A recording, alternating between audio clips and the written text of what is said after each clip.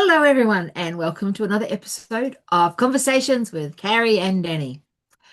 Um, Carrie, I don't have anything on my mind this morning to talk about. Well, maybe I do, but nothing suitable for public consumption. So, Right. The conversations we have off the air.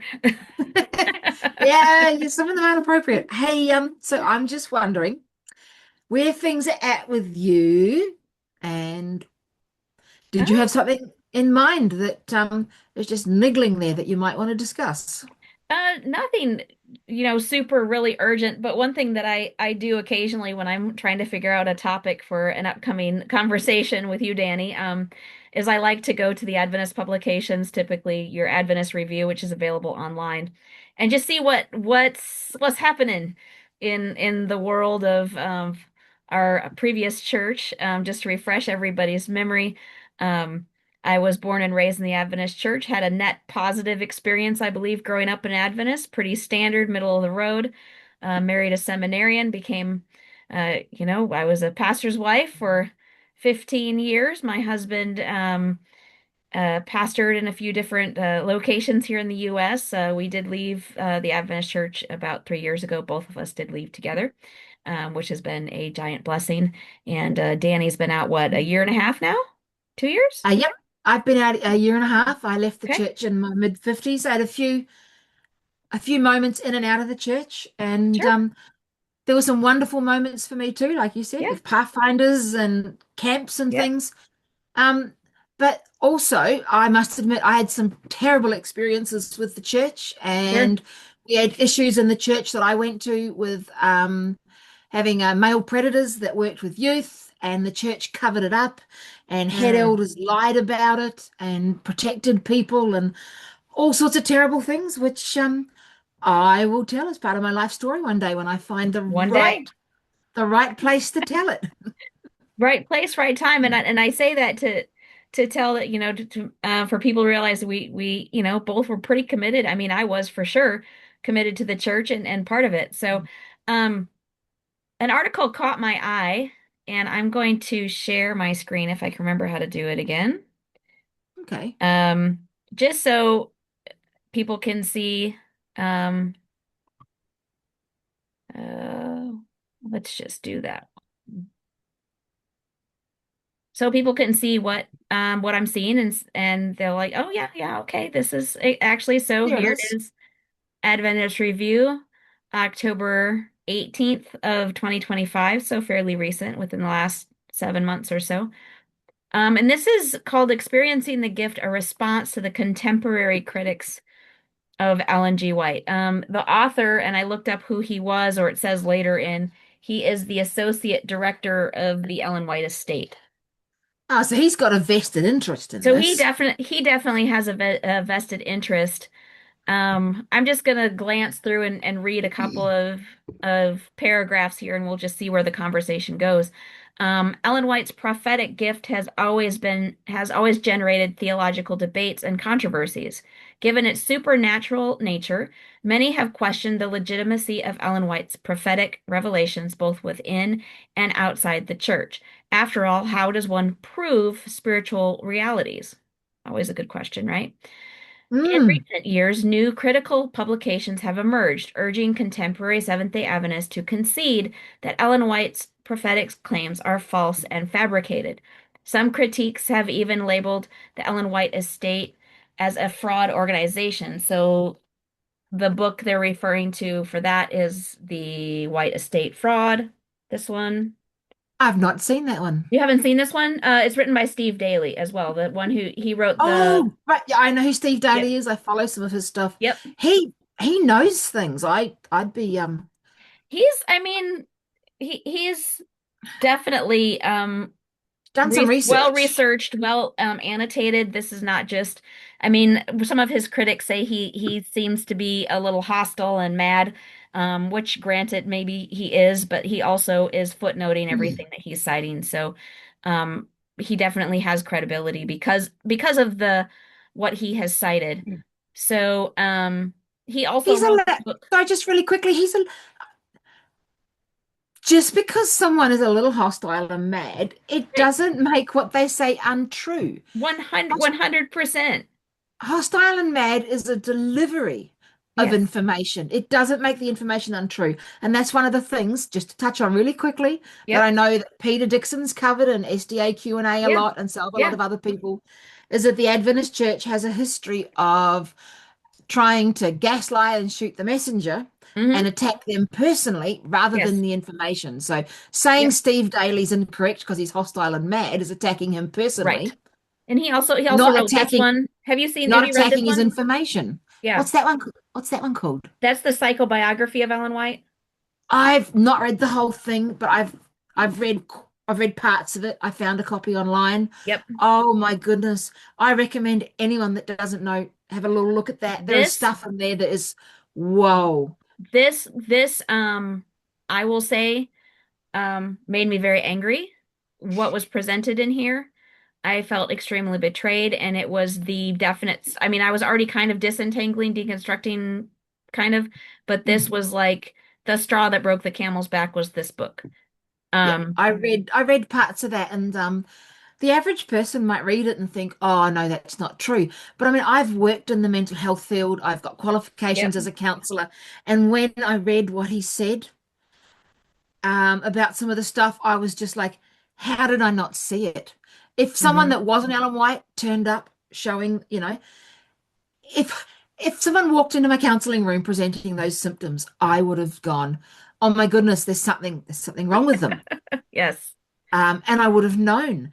But Yeah. because I've grown up with Ellen White and I've been told things about her, I wasn't looking at her unbiasedly, Right. and I And I wasn't don't, seeing the actual truth. His did you book, have that this was an little eye book opener.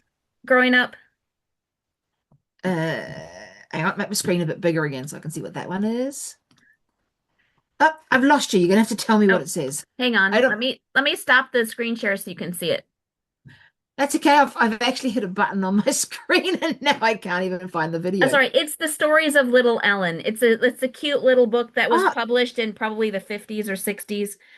no, I've It's never seen that. I don't know if it didn't make it down to Australia where I was living at that time oh, or. I, copyright 1950. I wasn't alive in the 50s. Well, neither was I, but my dad was. So this was my dad and my aunt's copy. So Oh, wow. so anyway, um, so this is so the article. I'm going to go back to screen sharing. No, do that. So all right, back to my screen share.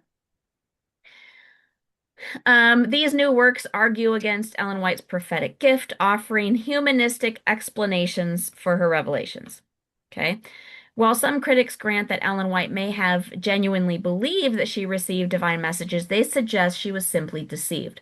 Others view her writings as valuable devotionals but deny any prophetic authority.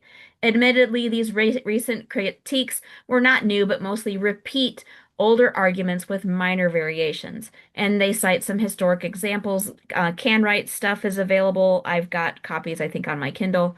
And he was contemporary of Ellen White. Like he, as a young man, lived in their home, worked with her and stuff. So his stuff is Oh, firsthand, different things. So, um, these historical examples demonstrate that Ellen White's prophetic gift has been scrutinized since the beginning of her ministry. So, yes, of course, she's had some critics. Then just citing some things that the church has put out to try to weaken the arguments that the critics have. So here's faced with repetitive criticisms, one might wonder how the church should continue to affirm its position on Ellen White's prophetic gift today. Really good question. Skipping hmm. down, said we have spent a lot of time talking about Ellen White and much less time reading her writings. This direct engagement could provide a more profound understanding and appreciation of her ministry and prophetic authority. Then it says personal engagement, and it kind of keeps going, just said, and evidence for reading. It just says down here, there's statistics. I have it on paper and I wrote a note to myself. What did I write? I know there's a note here somewhere. Oh, the evidence is undisputed. A study has confirmed that those who read Ellen White regularly have a deeper relationship with God, greater assurance of salvation, more active family worship, and a stronger zeal for witnessing compared to those who read her writings infrequently or not at all. That study that he cited is from 1982, when I was 4. So he doesn't have any new, that's 44 years ago. So Mm. of course, if you're in a Christian home and you're reading more devotional type stuff, you're going to have a better devotional life in general, I would think. And what I see in reading through this, and I'll try to remember, folks, to put a link in the description or in the comments to this article so you guys can read it for yourself. It has the different footnotes. Basically, what I got from that is if you read her stuff, so the key to evaluating her prophetic claims lies in experiencing her writings personally. If she is a true prophet, her writings will profoundly impact and transform readers. So basically, if you read her writings, you're going to get the warm and fuzzies and you're going to feel good. So that means she is a true prophet. Do you know who else says that about Mm. their prophet? Oh, I could think of a few. The Mormons. That, yeah, yeah, that would be the top of my list. Absolutely. Yep. If you feel in your bosom that it's true, Mm. so but I thought a true prophet was whether or not their prophecies came true. Pretty sure that's in Deuteronomy somewhere. So and so folks, if you're struggling with Ellen White, there's here I'm going to show you my library of books. I will not claim that I have read all of them. Um, but Whitewashed by Oh, Sidney that is highly Cleveland, recommend that one. that's a very good one. I think that was the first one that I read was that one. Was And then, of course, Whitewashed. the Steve Daly book. And I will say, and I think I've said this before, you can, on in one of our conversations, was the thing that bothered me the most. Well, there was several things, but one that bothered me the most is as a young kid, I was a bookworm. I read all the time. I'm not a writer, but I was a reader. Read all the Yeah. time. And one of the arguments that was presented to me as a small child, that of course Ellen White's writings were divinely inspired, was because of how beautiful they were. Like she did, I mean, the writings were fairly well done. But this book told me she didn't write it. It was her No. editors. She had little vague manuscripts, like writing a term paper back in school. You write an outline and then you fill it in. She would write the outline, and then her editors, Marion Davis and Fanny Bolton, I believe are the Uh, two, would fill it mhm. in. One of them gave up a job working in journalism in Chicago to work for Ellen White. And one of them ended up in an insane asylum afterwards because of how poorly she was treated, which is part, and that was one thing that really, really bothered me as a kid. I felt very betrayed by that. Like, don't tell me this person did it herself, but she didn't. Yeah. And there's plenty of stories from her kids to say that she didn't even, I'm not going to go there. Plenty of stories from her kids to say she didn't even follow the dietary guidelines she set out and stuff. Mm. Um, ah, crazy side rabbit trail. When I was at Avondale College, I was at Avondale College because that's where one of the big white estates are and things. Sure.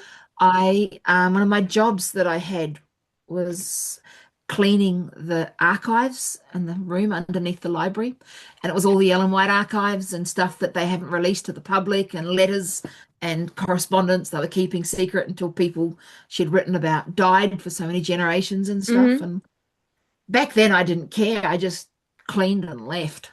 But now, now I wish I'd Missed taken a peek. opportunity, Danny. I wish I'd taken a peek at stuff. I mean, I Um, grew up by Andrews, and the James White Library is there, and there's an archive down in the basement. And I remember going down there, but I don't think we ever.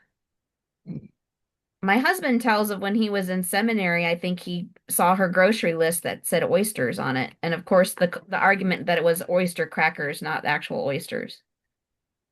according to her children, it was actual ones. Right. Um, Right. hey, so for anybody listening that thinks, I mean, Carrie was saying, if you haven't read these books, look at them. If you're having problems with Ellen White, have a look at the books. I just want to say that if I know for me personally that even now, I would say to you, after reading those books, I no longer have problems with Ellen White. But that's not entirely true. You can't spend 50 years of your life in a religion being told over and over again that this is what God requires of you, and these are all the things that you have to do to have a relationship with God and to get to heaven and stuff without it having an impact on you. Hmm. It's it's not like you go to the beach, get covered in sand, you come home and you shower it off and it's all gone. Hmm. Um, it's more like you ate and swallowed sand at the beach, and it takes a little bit of purging and some time to clean it all from, not a great example, but I don't know how else to explain easily. It's just, it's surprising. It's Yeah. still surprising sometimes for me when something pops up, and I have, sometimes it's like a reactions.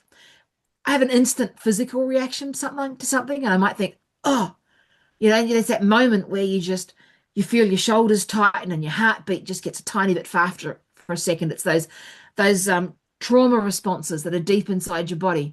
And then my brain kicks in and goes, "Oh, that's not true. That's not true. I know that's not true. I know I was taught Ellen White said that and I needed that for salvation. But Hmm. actually it's not true. And so mentally, then I can talk through it. But I really want to encourage people to be aware, even if you think that you're over it all, to be aware of those instant trauma responses. Be aware of those moments where, for a brief second, you sort of, you know, everything tightens and Hmm. you break those moments of tenseness, and Well, and there's always that it's question still too, there. is it Bible or Ellen White?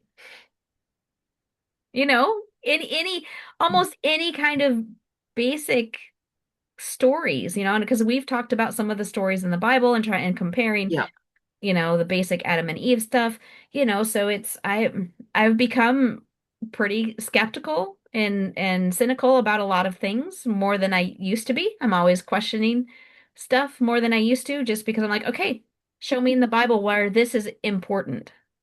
yeah, yep. And I still struggle with that sometimes. And I struggle Yeah. with it. And my struggle with it is that because I remember I watched some of the Good News Fellowship shows, and I think there was some that Frank did on Galatians, and Emma way about a year back now, or a year and a half back, on Galatians and the Old and New Covenants and stuff, and that was just so helpful for me. Hmm. Um, and it's hard. I still find it hard sometimes. And I actually, it's probably been for me. I've gone through a period. I had some friends that had left the church and they stopped reading the Bible and they didn't want to know anything about it, and I kept thinking, why? And then I found myself in the same position. Hmm. And so it probably, up until about 3 weeks ago, it had probably been quite a few months and I hadn't picked my Bible up at all. I'd Hmm. been, reading other things and still engaging in spiritual activities and still Sure. talking to God. Sure. Um, and you can talk to God without a Bible. I mean, the disciples didn't have a Bible. Right. Yeah. They just talked to him. Yeah. So comforted myself with that, despite what Ellen White says and the church teaches. And it was really good to pick up. I think I went and read Psalm 91, which is just a basic one and things. But for Hmm. me, it's always been a struggle. So you say, I open the Bible and I look at it, and it's really hard to see just what's in the Bible, not what I've been told is there. And Yeah. generally, what I've been told is there is all that extra background information that's come from the Ellen White stuff that we know now is either plagiarized or just simply not true because it's not in the Bible. Yeah. Yeah. And if Um, anybody's questioning the plagiarism statement, check out the YouTube channel Test the Prophet. Just a plug. yeah, Unfortunately, the man that did those very excellent videos and research, he recently did pass away. So we that's won't sad. get any more, but his stuff is amazing. So between some of the books and his just great. And Mike Colburn with the Thinking Cup has, I think, started to do very similar work. Yeah, there's quite a few out there, and Yeah. I don't want to. I'm not going to go into what I've. what they teach, but I just wanted to, for me, the Yeah. impact of all of that is simply that still to this day, it's really hard sometimes to open the Bible and read a story and only see those exact words that are there when all those other backstories are in my Hmm. mind that because they've Yeah. just been Yeah. it's just hard. It's like those tricky pictures where they've got hidden faces in them and stuff. Yep. I mean, once Yep. you've seen the face, it's really hard to not see it. But Hmm. in this case, I'm seeing faces that aren't there, so to Yeah. speak, because I've been told that the stories exist and they're not, and it's really, really hard. Um, so for me, some of that stuff was helpful. Sometimes it's helpful to go back and have these discussions with you, Carrie. It's helpful for me to know what Ellen White plagiarized. Because when someone says, this is what she plagiarized, this is who she took it from, this is her first vision, this is how it matches up with her cousin's vision, who was Joseph Smith, the Hmm. Mormon starter. And he had his vision first. So for me, reading those books and going, oh, this is the lie, Hmm. made it easier for me then to read stuff in the Bible with the lie extracted. It wasn't obvious. I was struggling to just look at the Bible and not hear the backstories. So once I understood what the lies were, it was Hmm. easier then to extract the lie from the Bible and see the Bible alone. And I know not everyone's brain will work like that, but that's how mine works, and it was hard. Okay, there. I got a cat, of course. Oh, so plush. If I leave the door shut to my office, they're gonna scratch at the door and make all kinds of noise, so I just let them come in and visit occasionally. So, no, it's uh, and reading this article, um I was struck that it almost felt like he kind of gave up. Like he didn't really try to argue against any of this stuff. It was just like, well, read it and you're gonna feel good about it. Well, just because you read something and you feel good about it, or it brings you, yeah. I mean, there's not that much meat in there. It did say recent statistics indicate a troubling decline in the readership of Ellen White's writings. The 2023 annual statistical report shows that only 35% of Adventists read her daily or weekly, with 18% reading monthly and 17% never reading her at all. The Value Genesis study highlights an even more alarming trend among Adventist youth, with only about 2% reading her once a week or more. Doesn't surprise me. I brought the article up. Okay, I brought it up on my Yeah, computer so I could look at it after you talked about it, Carrie. sure. So I knew what you were talking about. Yeah. And so I've only been just looking at it quickly now. Went to look at the bit you were reading so I could read along with you. Hmm. And it was the next. I was reading slightly ahead. The next paragraph is what really. Oh, I see that now. She's looking at Danny's frozen on screen. I'll just keep talking. It says these statistics. Slapped me in the Oh, face. Okay. So this there you go. was, if you know about the science you just read, but I've just, even without the statistics, his proof that Ellen White is true is that Revelation says there will be spiritual warfare in the end times against prophetic gifts. So the fact that you and I, Carrie, are Yep. saying Ellen White is a liar and we're attacking her, Yep. we are proving that she's a true prophet because if she wasn't, we wouldn't attack her. And And I remember when I was in the church, I believed that. It was programmed into me so that I'm surprised I ever got out of this screwy cult. It was programmed into me. The more people attack you, that's a sign of persecution, which is a sign that it's true. And then there's that big cult here in New Zealand, which there's lots of movies on that. It still exists and is still running. Gloria Vale. That I've was really watched helpful those. stuff Yep. for me. Um, but you look at the Mormon Church and the Jehovah's Witnesses, and they're all taught the same things that this Yep. article says. The fact that someone attacks your Hmm. prophet is proof that they're true. How is it that I could look at this and think, oh, the fact that someone said something bad about Ellen means she's a real prophet? But I never looked at Joseph Smith and went, oh, the fact that people are attacking him, mainly our church, means that he's a real prophet. The Hmm. fact that our church is attacking the Jehovah's Witness prophet means they're true. I never Right. had those thoughts. And that's the Um, same stuff. There's the new Netflix You can't. documentary that just came out about Yeah. the Samuel Bateman FLDS guy who tried to take over for Warren Jeff kind of stuff. Same thing. Says we are being persecuted and they're trying to arrest us because I'm a true prophet. I mean, the thing is that if what he says here is enough to prove that Ellen White's a true prophet, because she's being attacked and the Bible says that Satan will oppose prophetic gifts in the end Hmm. times, if that's the truth, then Joseph Smith's a true prophet, and so's that other guy you talked about, Yeah, and so's all the other ones. So being attacked, I know from personal experience that feeling attacked by evil is not proof that I'm right. I right. can feel attacked by evil and still come to the realization that I was wrong. Hmm. It's not proof. Nowhere in the Bible does it actually. It says it will happen. It does not say it's a proof of Right. prophecy. Yeah. Um, so when I Yeah. looked at this, I was just horrified. Um, that was a Yeah. By pathetic yes. experiencing, right, by personally encountering the prophetic gift, sincere individuals may be most convinced of its divine origin. So if you keep reading, you're going to be What says convinced. here? Ellen White said that she employed this. Ellen Yep. White said, he says here at the end, Yeah. experience is the key to overcoming skepticism. Um, and Yep. while in some, I mean, the Bible says, taste and see that the Lord is good. So Hmm. experience is involved with skepticism there, but it's not ever that I've seen applied. It's not listed as a test of a prophet. Hmm. Um, No. A test of a prophet is if your prophecies come true. and I have to say that maybe, okay, maybe I do have a friend that said, oh, she read the Great Controversy and parts of it were so beautiful it made her cry and she saw God in a whole new way. Hmm. Okay, and I'm not going to deny that because Ellen White stole a lot of that information off some inspirational writers. So of course it's inspirational. Oh yeah, But she thought it was great, so she thought she'd use it too.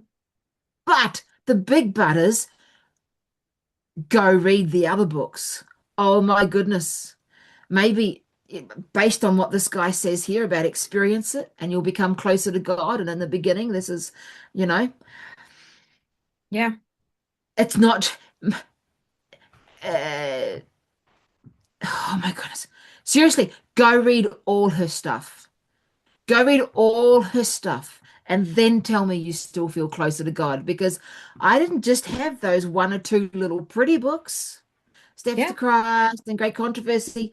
We had all the testimonies, every single one of the volumes, and the counsels on diet and health, and a whole pile of other stuff.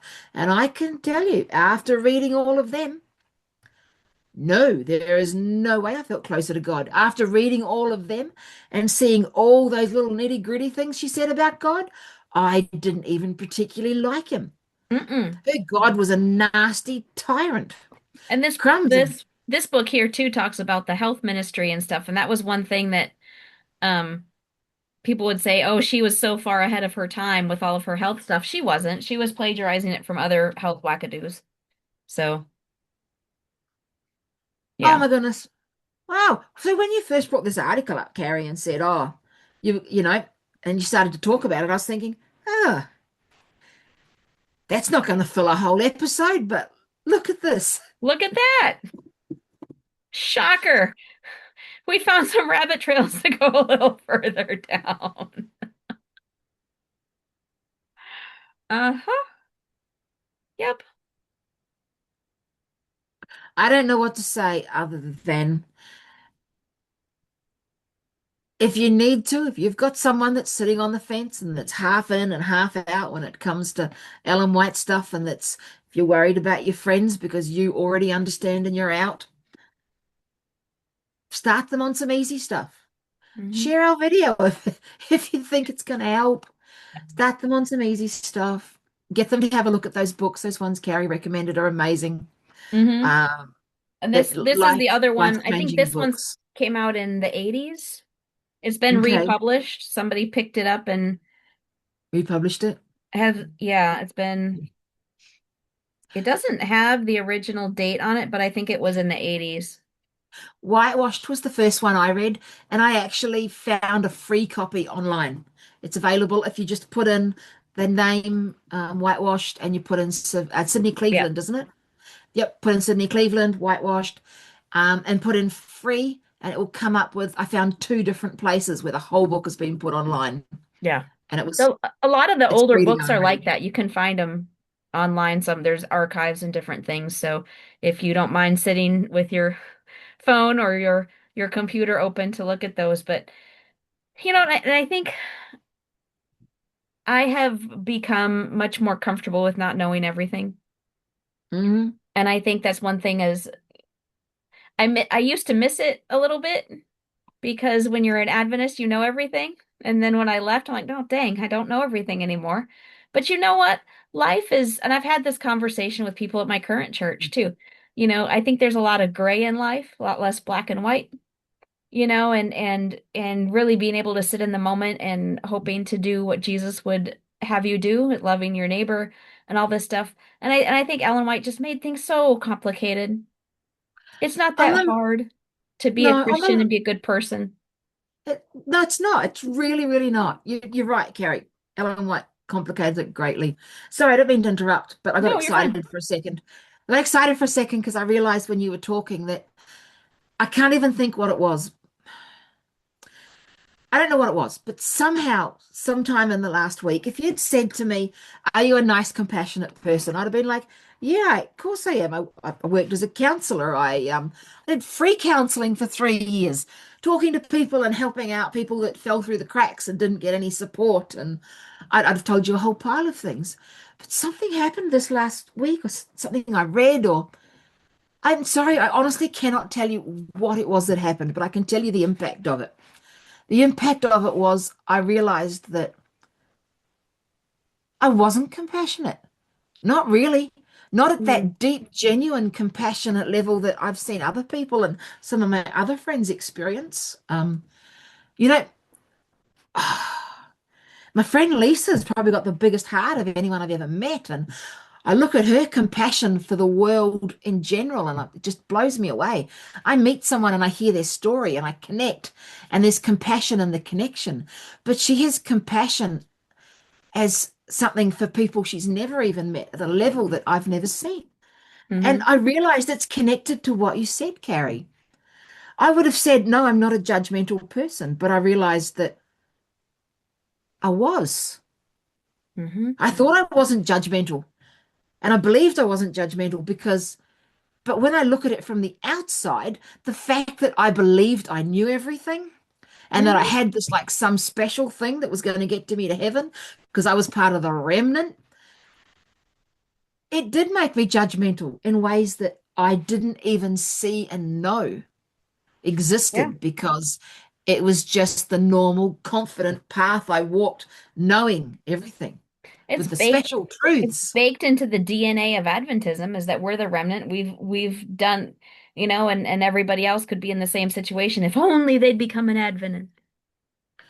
It's just, it was just really hard at my age it was hard to stop and think, wow, It's kind of I was humbling, more, isn't it? I was more judgmental than I thought I was. How could I not be walking through the world believing that I was part of a special remnant and I knew everything? Uh-huh. Yep.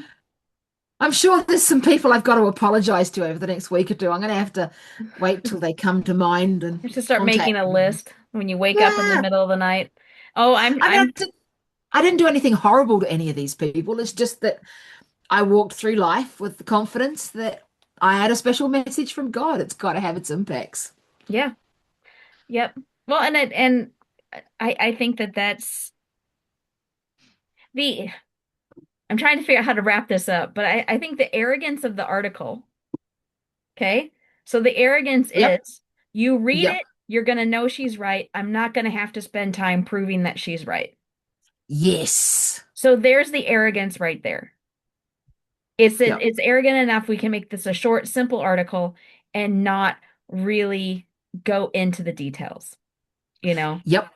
So folks, I will do my best. Danny, remind me to put the article link in the Will do. description so you guys can read it. Click on the footnotes. Some of the footnotes conveniently reference the books I was talking about, so you guys will be able to find those.